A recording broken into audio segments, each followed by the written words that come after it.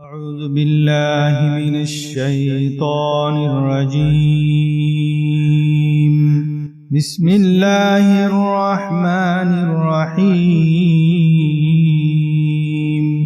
সম্মানিত সুধীবৃন্দ, আসসালামু আলাইকুম ওয়া রাহমাতুল্লাহি ওয়া বারাকাতুহু। আজকে শাবান মাসের ও শবে বরাতের এমন সহিহ আমল, সহিহ ওজিফা, দোয়া এবং নামাজের নিয়ম কোরআন ও হাদিস শরীফের আলোকে উপস্থাপন করব, যার সওয়াব বা প্রতিদান শুনে আপনি অবাক হয়ে যাবেন। নবী করিম সাল্লাল্লাহু আলাইহি ওয়াসাল্লাম ইরশাদ করেন, যে ইবাদত গাফলতির ওয়াক্তে করা হয় সে ইবাদত আল্লাহর খুব বেশি পছন্দ। অর্থাৎ যখন মানুষ কোন একটি ইবাদতকে গুরুত্ব দেয় না, মনেও রাখে না, কিংবা সে ইবাদতের মুহূর্তে মানুষ ঘুমে অবহেলায় কাটিয়ে দেয়, সেই সময়টিতে যদি কেহ ইবাদত করে সেটি আল্লাহর কাছে খুব বেশি পছন্দনীয়। যেমন একটি আমল আমরা অবহেলা করি, নবী করিম সাল্লাল্লাহু আলাইহি ওয়াসাল্লাম ফরমান, যে বান্দা বাজারে গিয়ে এই কলমাটি পড়ে, লা ইলাহা ইল্লাল্লাহু ওয়াহদাহু লা শারীকা লাহু লাহুল মুলকু ওয়া লাহুল হামদু ইউহয়ি ওয়া ইউমীত ওয়া হুয়া হাইয়ুন লা ইয়ামুত বিয়াদিহিল খায়র ওয়া হুয়া আলা কুল্লি শাইইন কাদির, তার আমলনামায় 1,00,000 নেকি লিখে দেওয়া হয় এবং 1,00,000 গুনাহ মাফ করে দেওয়া হয়। একবার পড়লে যদি 1,00,000 নেকি হয়, তাহলে 10 বার পড়লে 10,00,000 নেকি লিখে দেওয়া হবে। এখন যদি গুনাহ না থাকে তাহলে তার বদলায় নেকি লিখে দেওয়া হবে। যদি গুনাহ থাকতো তাহলে মাফ হতো, এখন যদি গুনাহ না থাকে তাহলে তার বদলায় নেকি লিখে দেওয়া হবে। দেখুন, এটা কতই সহজ ওজিফা, কিন্তু মানুষ এর থেকেও গাফেল। তেমনি ভাবে এখন শাবান মাস চলছে, এই মাসে আল্লাহর প্রিয় হাবিব সাল্লাল্লাহু আলাইহি ওয়াসাল্লাম বেশি বেশি রোজা রাখতেন। এ ব্যাপারে সবচেয়ে উত্তম হচ্ছে ওসামা বিন যায়েদ রাদিয়াল্লাহু তাআলা আনহু যে হাদিসটি, যা ইমাম নাসাই, আবু দাউদ এবং ইবনে খুজাইমা সংকলন করেছেন। তিনি বলেন, আমি বললাম, ইয়া রাসূলুল্লাহ, আপনি শাবান মাসে যত বেশি রোজা রাখেন, অন্য কোন মাসে আপনাকে এত রোজা রাখতে দেখিনি। তিনি বলেন, এটি রজব এবং রমজানের মধ্যবর্তী এমন এক মাস, যে মাস সম্পর্কে মানুষ গাফেল, যে মাসে আমলগুলো রাব্বুল আলামিনের কাছে উত্তোলন করা হয়। তাই আমি পছন্দ করি আমি রোজা থাকা অবস্থায় যেন আমার আমলগুলো উত্তোলন করা হয়। এই মাসে হুজুর সাল্লাল্লাহু আলাইহি ওয়াসাল্লাম এই দোয়াটি বেশি বেশি পড়তেন, আল্লাহুম্মা বাল্লিগনা রমাদান কামা বাল্লাগতানা শাবান, আল্লাহুম্মা আরযুকনা কিয়ামা রমাজানা ওয়া সিয়ামা রমাজানা ঈমানান ওয়া ইহতিসাবান। অর্থাৎ, হে আল্লাহ, আমাদেরকে যেভাবে শাবান নসিব করেছেন সেভাবে রমজানও নসিব করুন, আর রমজানের সিয়াম এবং তারাবি খালেস আপনার রেজামন্দির জন্য পালন করার তৌফিক দান করুন। আখিরি নবী হযরত মুহাম্মদ সাল্লাল্লাহু আলাইহি ওয়াসাল্লামের উম্মতের জন্য ইবাদতের বিশেষ কিছু সুবিধা প্রদান করেছেন। এর মধ্যে 5টি রাত বিশেষভাবে উল্লেখযোগ্য। ইবাদতের এই বিশেষ 5টি রাত হলো জুমার রাত, 2 ঈদের রাত, শবে বরাত, নিসফে শাবান যেটাকে বলা হয় শাবান মাসের মধ্যরাত, শবে কদর বা কদরের রাত। রাসূলুল্লাহ সাল্লাল্লাহু আলাইহি ওয়াসাল্লাম বলেন, যখন শাবানের মধ্য দিবস আসবে তখন তোমরা রাতে নফল ইবাদত করবে এবং দিনে রোজা পালন করবে। এটি ইবনে মাজাহ শরীফের হাদিস।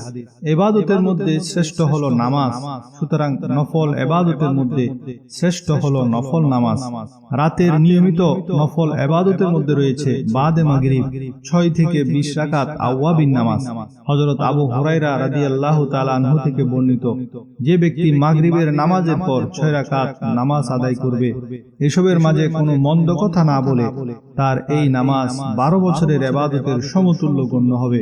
হযরত আয়েশা রাদিয়াল্লাহু তাআলা আনহা থেকে বর্ণিত, যে ব্যক্তি মাগরিবের পর 20 রাকাত নামাজ আদায় করবে, আল্লাহ তাআলা তার জন্য জান্নাতে একটি প্রাসাদ নির্মাণ করবেন। এটি তিরমিজি শরীফের মধ্যে রয়েছে। আর নফল ইবাদতের কোনো নির্দিষ্ট নিয়ম নাই, আপনি 2 রাকাত করে পড়তে পারেন। যত বেশি পড়বেন তত বেশি সিজদা হবে, আর যত বেশি সিজদা হবে তত বেশি আল্লাহর নৈকট্য লাভ করবেন। তবে প্রতি রাকাতে 3 বার সূরা ইখলাস পড়ার মতামত দেন অনেক উলামায়ে কেরাম, কারণ হাদিস শরীফের মধ্যে আছে সূরা ইখলাস 3 বার পড়লে 1 খতম কোরআন তেলাওয়াতের সওয়াব হয়। এখন আপনি প্রতি রাকাতে 3 বার সূরা ইখলাস যদি নফল নামাজের মধ্যে পড়েন, তাহলে প্রতি রাকাতে 1 খতম কোরআন পাঠের সওয়াব অর্জিত হবে। তাছাড়া রাতের শ্রেষ্ঠতম ইবাদত হচ্ছে তাহাজ্জুদ নামাজ এবং কোরআন তেলাওয়াত। যেমন সূরা বনী ইসরাইলের ৭৯ নম্বর আয়াতে আল্লাহ তাআলা ইরশাদ করেন, আউযু বিল্লাহি মিনাশ শাইতানির রাজীম ওয়া মিনাল লাইলি ফাতাহাজ্জাদ বিহি নাফিলাতাল লাক আসা আন ইয়াবআসাকা রাব্বুকা মাকামান মাহমুদা। অর্থাৎ রাত্রির কিছু অংশ কোরআন পাঠ সহ জাগ্রত থাকুন, এটা আপনার জন্য অতিরিক্ত, হয়তোবা আপনার পালনকর্তা আপনাকে মকামে মাহমুদে পৌঁছাবেন। এছাড়া সালাতুত তাসবিহ এবং অন্যান্য নফল নামাজ আদায় করা যায়, অথবা যাদের জিম্মায় অনেক কাজা নামাজ আছে তারা সারা রাত নিজের কাজা নামাজগুলো পড়তে পারেন। বেশি বেশি তওবা ইস্তেগফার করা। হাদিস শরীফে আছে শবে বরাতে আল্লাহ তাআলা সবাইকে মাফ করবেন, তবে শিরিককারী এবং আত্মীয়তার সম্পর্ক ছিন্নকারীকে ক্ষমা করবেন না। অন্য বর্ণনায় এসেছে শবে বরাতে আল্লাহ তাআলা সবাইকে মাফ করবেন, তবে শিরিককারী এবং হিংসাকারীকে ক্ষমা করবেন না। এই হাদিসখানা বাইহাকি এবং শুআয়বুল ঈমানের মধ্যে রয়েছে। আরেকটি আমল হলো বেশি বেশি দুরূদ পাঠ করা। আপনারা শুনে অবাক হবেন, এই শাবান মাসে সূরা আহজাবের দুরূদ সংক্রান্ত ৫৬ নং আয়াতটি নাযিল হয়েছে। ইন্নাল্লাহা ওয়া মালাইকাতাহু ইউসাল্লুনা আলান নবী ইয়া আইয়ুহাল্লাযীনা আমানু সাল্লু আলাইহি ওয়া সাল্লিমু তাসলিমা। অর্থাৎ আল্লাহ এবং তার ফেরেশতাগণ নবীর প্রতি রহমত প্রেরণ করেন। হে মুমিনগণ, তোমরা নবীর জন্য রহমতের তরে দোয়া করো এবং তার প্রতি সালাম প্রেরণ করো। তাছাড়া শবে বরাতের আরো একটি আমল হলো কবর জিয়ারত করা। হযরত আয়েশা রাদিয়াল্লাহু তাআলা আনহা থেকে বর্ণিত, কোন এক রাতে মহানবী সাল্লাল্লাহু আলাইহি ওয়াসাল্লামকে না পেয়ে সংবাদ নিতে বের হলাম এবং জান্নাতুল বাকিতে তার সাক্ষাৎ লাভ করলাম। তিনি বিশ্ব মুসলিম উম্মতের জন্য দোয়া করছিলেন।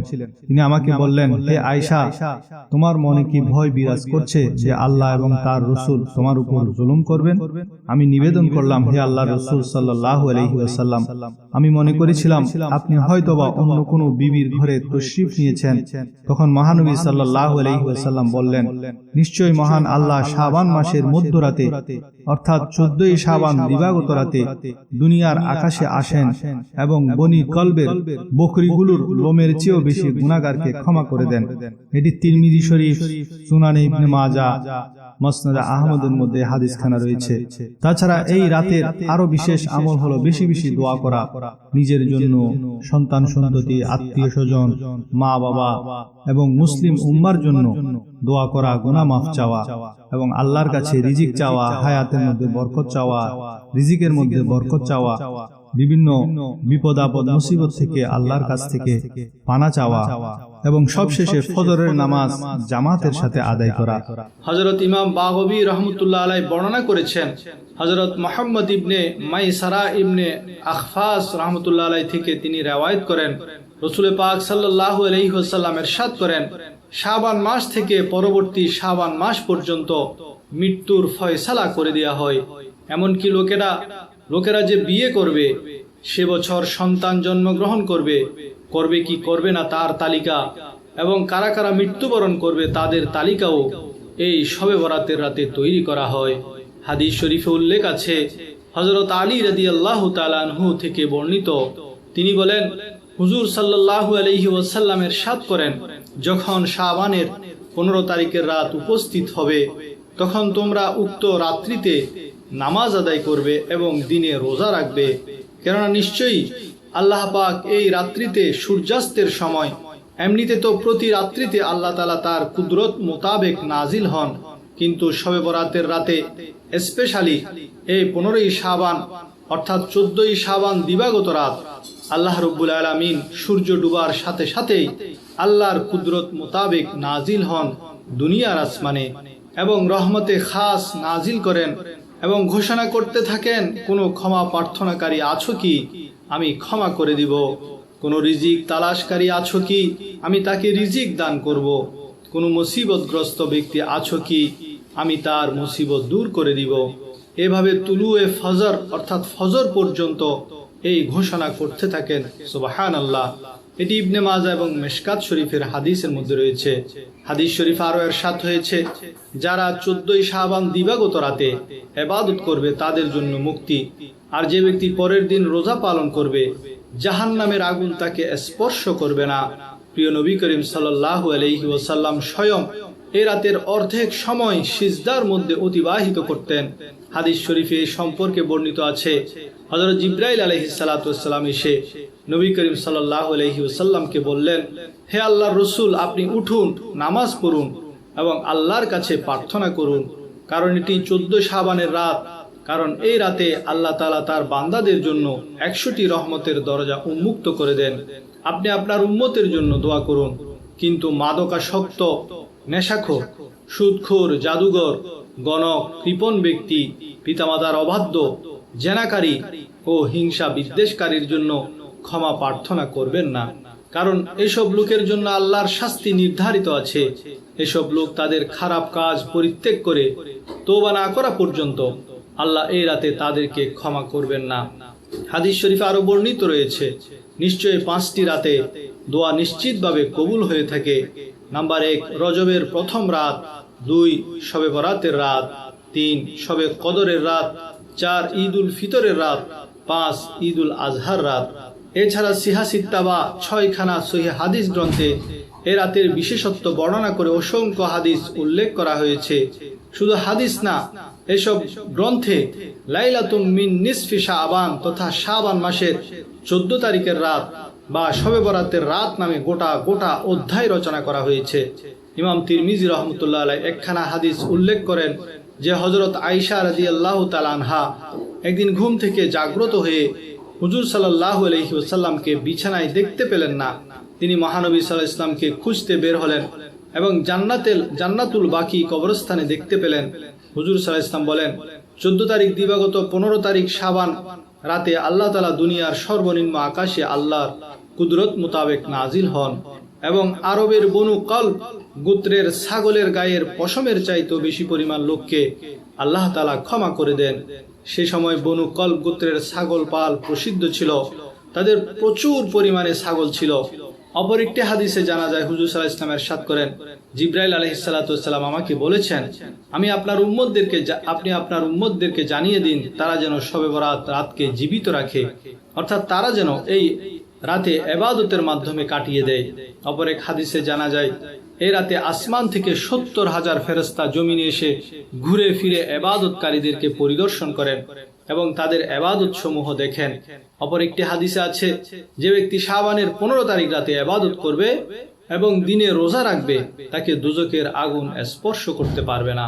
এই রাতে ইবাদতের মূল উদ্দেশ্য হলো রাত জেগে ইবাদত করে দিনে রোজা রেখে আল্লাহ ও তার রাসূলের রাজামন্দি হাসিল করা, এবং রোজা রাখার উদ্দেশ্য হলো আগামীতে যে রমজানের রোজা আসছে তার জন্য প্রস্তুতি গ্রহণ করা।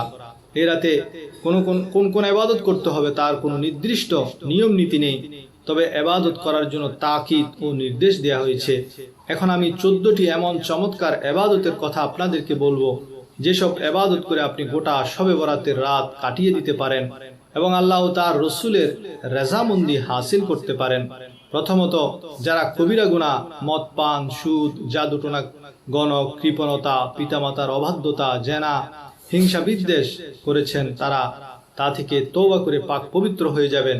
দ্বিতীয়ত, মাগরিবের আগে গোসল করে পরিষ্কার পরিচ্ছন্ন কাপড় পরিধান করে আতর লাগিয়ে মসজিদে চলে যাবেন, কারণ এই দিনে সূর্য অস্ত যাওয়ার সাথে সাথেই আল্লাহর খাস রহমত নাজিল হওয়া শুরু হয়। জামাতের সাথে মাগরিবের নামাজ আদায় করে কোরআন তেলাওয়াত ও জিকির আজকার করবেন। নাম্বার 3, এশার নামাজ জামাতের সাথে আদায় করবেন। নাম্বার 4, সারা রাত আপনার সাধ্যমতো নফল ইবাদত সমূহ আদায় করবেন। 2 রাকাত করে নফল নামাজ পড়তে থাকবেন। আনন্দ চিত্তে নামাজ পড়বেন, জোর জবরদস্তি পড়বেন না, যতটুকু খুশি মনে পড়া যায় ততটুকু পড়বেন।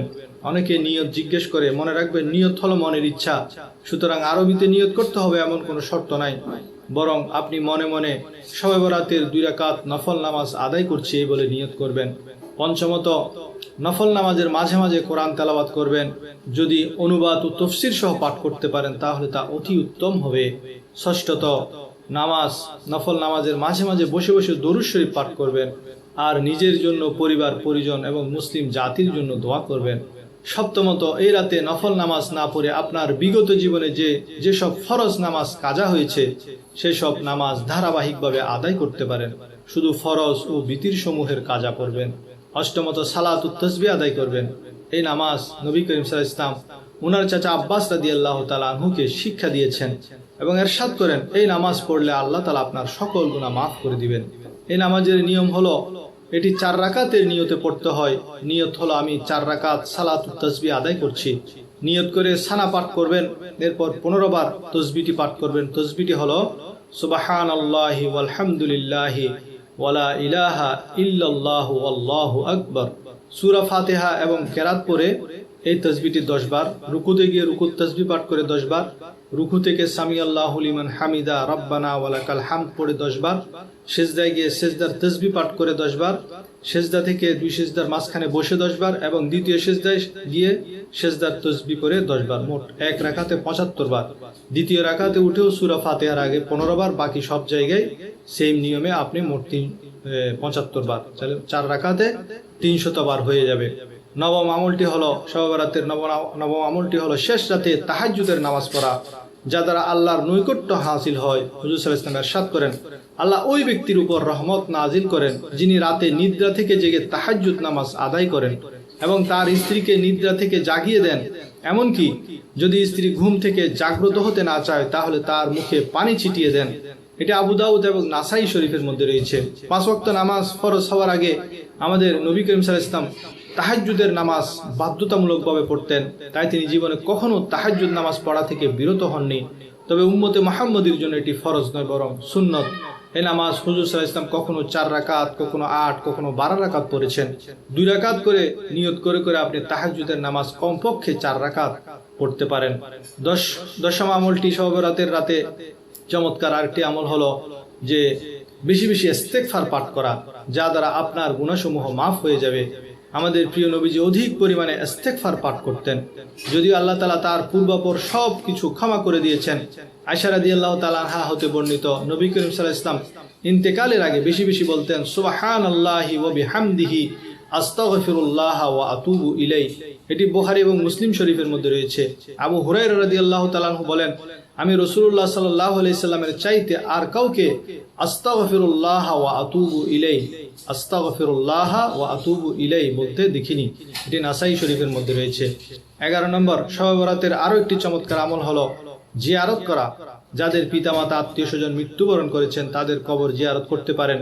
এর দ্বারা মৃত্যুর কথা স্মরণ হয়, নবী করিম সাল্লাল্লাহু আলাইহি ওয়াসাল্লামের সুন্নত আদায় হয়। এ রাতে নবী করিম সাল্লাল্লাহু আলাইহি ওয়াসাল্লাম জান্নাতুল বাকির কবরস্থানে গিয়ে দোয়া করেছিলেন।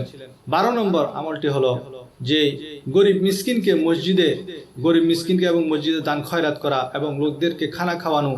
আবু কাবশা আল আনমারি রাদিয়াল্লাহু তাআলা আনহু থেকে বর্ণিত, তিনি শুনেছেন রাসূল সাল্লাল্লাহু আলাইহি ওয়াসাল্লাম ইরশাদ করেছেন, সদকা করলে কোনো মানুষের সম্পদ কমে না। এটি তিরমিজি শরীফের মধ্যে রয়েছে। এবং তাছাড়া সূরা বাকারার 261 নম্বর আয়াতে আল্লাহ তাআলা ইরশাদ করেন, যার অনুবাদ হলো, যারা আল্লাহর রাস্তায় খরচ করে তাদের উদাহরণ হলো সেই বীজের মতো যা থেকে 7টি শীষ জন্মায় আর প্রতিটি শীষে 100 করে দানা থাকে, আর আল্লাহ যাকে ইচ্ছা অতিরিক্ত দান করেন।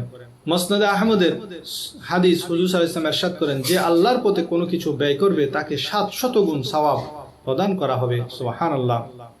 শবে বরাতের আরেকটি আমল 13 নম্বর আমলটি হলো আপনারা যা করতে পারেন তা হলো সেহরি খেয়ে রোজার নিয়ত করে নেবেন। মহানবী সাল্লাল্লাহু আলাইহি ওয়াসাল্লাম শাবান মাস থেকে রমজানের প্রস্তুতি নিতেন। রজব ও শাবান মাসে তিনি দোয়া করতেন, আল্লাহুম্মা বারিক লানা ফি রজব ওয়া শাবান ওয়া বাল্লিগনা রমাদান। এটি শুআইবুল ঈমানের 3534 নম্বর হাদিস। আল্লাহুম্মা বারিক লানা ফি রজব ওয়া শাবান ওয়া বাল্লিগনা রমাদান, অর্থাৎ হে আল্লাহ আমাদেরকে রজব ও শাবান মাসে বরকত দান করুন এবং আমাদেরকে রমজান পর্যন্ত পৌঁছে দিন, অর্থাৎ রমজান পর্যন্ত জীবিত রাখুন, যাতে আমরা রমজানের এই আমল সমূহ এবং ফজিলত সমূহ অর্জন করতে পারি। হযরত উম্মে সালমা রাদিয়াল্লাহু তাআলা আনহা বলেন, আমি নবী করিম সাল্লাল্লাহু আলাইহি ওয়াসাল্লামকে শাবান ও রমজান মাস ছাড়া অন্য কোনো মাসে একাধারে রোজা রাখতে দেখিনি। এটি আবু দাউদ শরীফের 2336 নম্বর হাদিস। তাছাড়া তিরমিজি শরীফের 737 নং হাদিসে মা আয়েশা রাদিয়াল্লাহু তাআলা আনহা হতে বর্ণিত, নবী করিম সাল্লাল্লাহু আলাইহি ওয়াসাল্লাম শাবান মাসে অধিক পরিমাণে রোজা রাখতেন।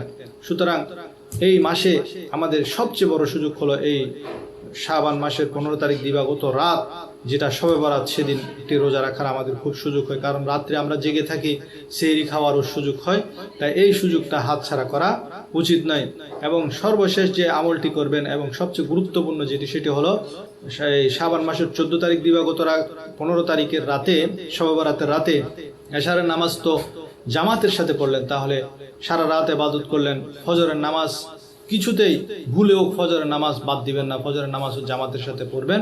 তাহলে এশার এবং ফজরের নামাজ যারা জামাতের সাথে পড়লো তারা মূলত সারা রাত নফল ইবাদতের সওয়াব তাদের আমল নামায় লিখিত হয়ে গেল। আসুন আমরা এই বরকতময় রজনীতে আমাদের গুনাহ মাফের জন্য আল্লাহর দরবারে সর্বোচ্চ সুযোগ কাজে লাগাই। এ রাতে অনেকে আতশবাজি ফুটান, এটা মূলত একটি শয়তানি কাজ, শবে বরাতের পবিত্রতা নষ্ট করার মতো কাজ। আল্লাহ তাআলা সকলকে এই শবে বরাতে ইবাদতের মাধ্যমে আল্লাহকে রাজি করার তৌফিক দান করুন। এবং দোয়া করি আল্লাহ আমাদেরকে ক্ষমা করুন এবং আমাদের শত্রুদেরকেও ক্ষমা করে দিয়ে তাদেরকে সুপথে পরিচালিত করুন। বিশ্বের সকল মুসলিমের পবিত্র শবে বরাতের সকল নিয়ামত অর্জিত হোক। মনে রাখবেন, ইদানিং মিডিয়ায় কিছু গোষ্ঠী ইচ্ছে মতো শবে বরাতের বিরুদ্ধে অব্যাহতভাবে অপপ্রচার চালাচ্ছে মুসলিমদের আমল ধ্বংস করার নিমিত্তে। নামধারী এই লবিস্টগুলি এখন শুধু ঈমান ধ্বংস করার মিশনে সীমাবদ্ধ নেই, এখন তারা মুসলিমদের আমল ধ্বংস করার মিশনে নেমেছে। কারণ এরা বুঝতে পারছে মুসলিমদের পরিপূর্ণ ইসলাম থেকে খারিজ করে দিতে মুসলিমের আমল ধ্বংস করতে হবে, শুধু ঈমান ধ্বংস করলেই হবে না। এদের এসব প্রতারণাপূর্ণ আইওয়াশমূলক কথাবার্তায় অনেক সাধারণ মুসলিম বিভ্রান্ত হয়ে তারা পবিত্র শবে বরাতের নিয়ামতকে পরিত্যাগ করছে। এই গোষ্ঠী মানুষের আইওয়াশ করে কিভাবে জানেন? এরা অপপ্রচার চালায় শবে বরাত বলে হাদিসে কোরআনে কিছুই নেই, এটা স্রেফ একটা বিদআত। আবার মানুষকে এভাবে ভয় দেখায় প্রত্যেক বিদআত পথভ্রষ্টতা, প্রত্যেক বিদআতই জাহান্নামী। আপনি পথভ্রষ্ট হবেন, আপনি জাহান্নামী হবেন, নাউজুবিল্লাহ। সাধারণ লোকেরা আর জানে না যে কোনটা হাদিসে আছে আর কোনটা হাদিসে নাই, কোনটা বিদআত আর কোনটা আমলযোগ্য। তাই এদের কথায় লোকেরা সহজেই বিভ্রান্ত হয়ে যায়। এসব প্রতারক গোষ্ঠীর এই প্রতারণাটা কাটা দিয়ে কাটা তোলার মতো, মানে কোরআন হাদিসের নাম করে কোরআন হাদিসকে ঘায়েল করা।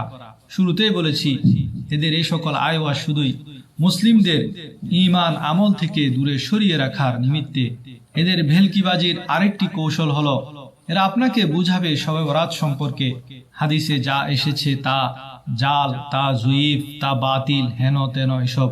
এরা কত বড় মিথ্যাবাদী, সত্য গোপনকারী, কাজ্জাব। আপনি আরেকটু ভিতরে গেলেই বুঝতে পারবেন।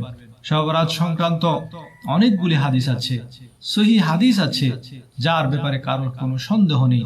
আমার প্রিয় হাবিব সাল্লাল্লাহু আলাইহি, প্রিয় নবী করিম সাল্লাল্লাহু আলাইহি ইসলামের একটি বাণী যদি সেটা সহিহ হয়, সেটা আমি গ্রহণ করব। যদি এর বিরুদ্ধে তামাম জাহানের সমস্ত ওলামায়ে কেরাম কিছু বলে, সেটা আমার জন্য গ্রহণযোগ্য নয়। কারণ আমি মুসলিম, একজন মুসলমান হিসেবে তার কাছে সবচেয়ে বেশি গুরুত্ব পাবে প্রিয় নবী করিম সাল্লাল্লাহু আলাইহি ওয়াসাল্লামের বাণী। দুনিয়ার কোনো কারো বাণী তার কাছে গুরুত্ব পাবে না। সিহাসিত্তার বাইরেও অনেক ইমামগণ তাদের জগৎ বিখ্যাত বড় বড় হাদিস গ্রন্থে শবে বরাত ও তার ফজিলত নিয়ে প্রিয় নবী করিম সাল্লাল্লাহু আলাইহি সাল্লামের বাণী সমূহ বর্ণনা করেছেন।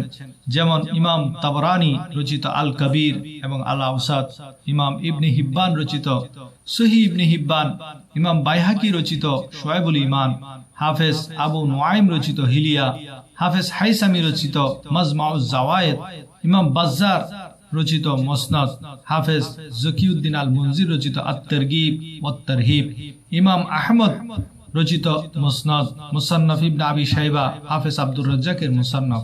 শবে বরাতের সাথে সংশ্লিষ্ট হাদিস সমূহ বর্ণনাকারীর মধ্যে অনেক বড় বড় সাহাবা রয়েছেন।